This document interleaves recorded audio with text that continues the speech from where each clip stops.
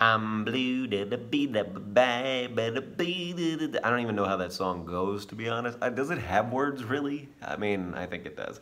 Anyway, hi, Jan David Sutar here, Ravens Nation for AFC Northerners. I lost a bet. That's it. I lost a bet to my wife. I'm blue. Get married, guys. It's fun. All right, so let's talk about the Bengals and the Ravens. Now, let's start on the Ravens against the Bills, possibly the worst NFL team ever. 47-3. 47-3. Yeah. I will say this: the couple things to take away from him this game were this: one, no first downs until the third quarter. Damn. No first downs till the third quarter. That's insane. And the other thing is that almost every single one of our wide receivers got a chance to basically make a touchdown. I mean, Crabtree had 2 drops, but then he made that other catch. Really, truly, just what a great showing. Really, really amazing showing.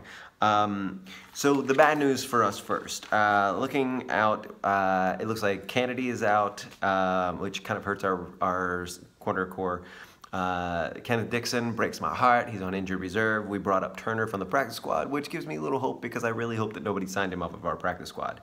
Henry is out for this game. Hayden Hurst is also out of this game, but he hasn't played anything yet, so we don't even know what we're missing there yet. So here's the question: do we have an offense, guys? Guys, do we have an offense? Like I don't know what that's like. Do we have an offensive line? We might have an offensive. I don't know. We still got a lot of questions to ask there because we got a lot of things that, may have been fluke on that game. We may have been playing just a really easy team.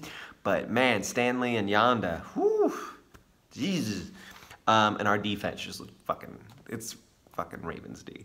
So there's that.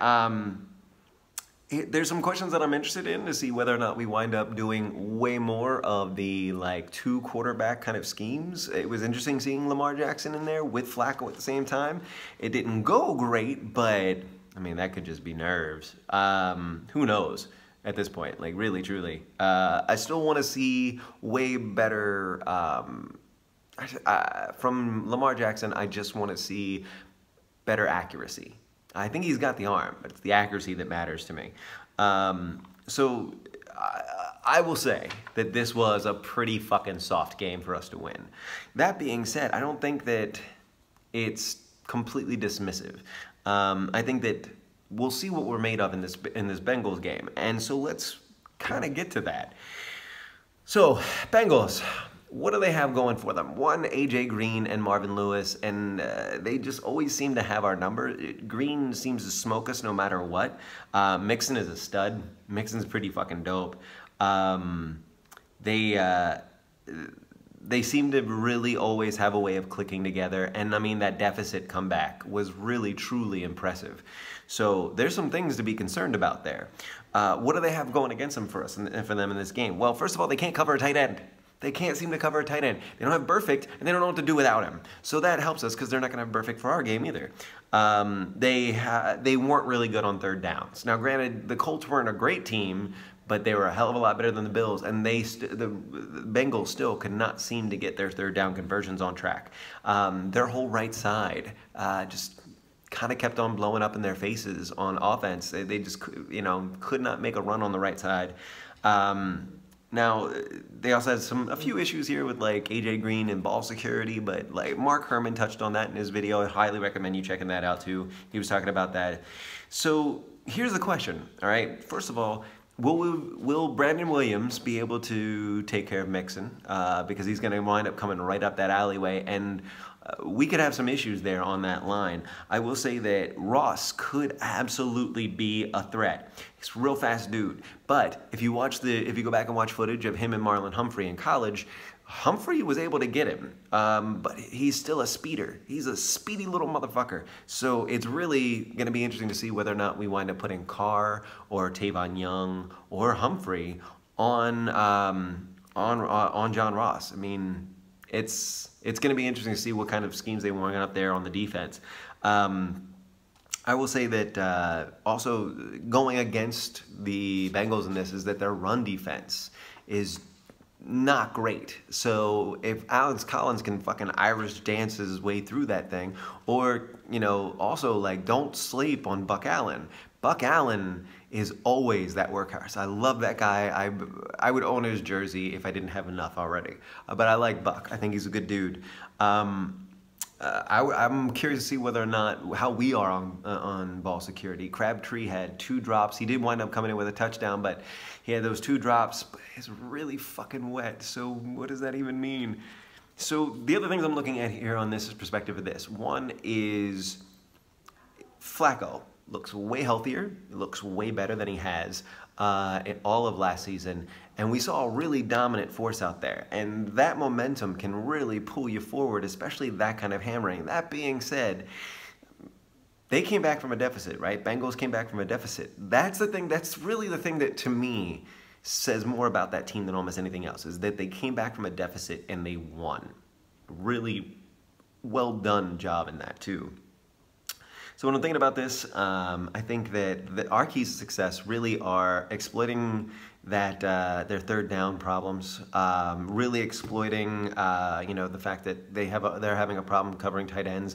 We need to make sure that Boyle and Williams and Willie Snead especially, I think Willie Snead could be the thing that really changes that game for us against them this coming tomorrow. Jesus. So there's that. I would say that. Oof, I think it's gonna be a drag out. I think both teams really want this game. I think both teams really want to win this game. We're both 1-0. Steelers and Browns with that tie. That tie was ridiculous, though, right? That tie was ridiculous. I loved it. It was fucking great. So what are we looking at here? Like, what are we looking at predictions? I don't think this is gonna be an easy game. I think that there's going to be a lot of back and forth. I think that this is going to go the long haul, and I think it's going to be close. I think it's going to be 21-20 Ravens.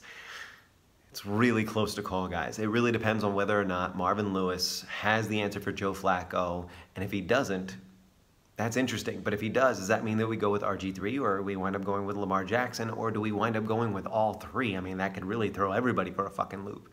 So that would be interesting. So, my prediction, 21-20. I think that legitimately, keys of the game, exploit their third downs. Exploit the fact that they can't seem to fucking run on the right side. Then exploit their run defense too. The fact that they can't run, seem to, you know, be able to stop runs, and contain AJ and Ross. If you can put, like, say, Carr or Young on Ross, and with AJ, you know, get like, I would preferably, because Jimmy Smith's out, I would preferably probably want Marlon Humphrey with a safety on AJ, and then have Tavon Young on Ross. I think that feels like a better fit for me, but I'm not, I'm just me, so maybe I'm wrong. But anyway, guys, that's my prediction. I'm excited to see the game tomorrow, and I hope you are too. Make sure you check in with us. I'm going to do a post update after the game as well. I know that Mark Herman is as well, so make sure you check him out as well. And until then, fuck the Bengals, and to the Steelers and the Browns. Love you guys. And check us out soon. Go Ravens.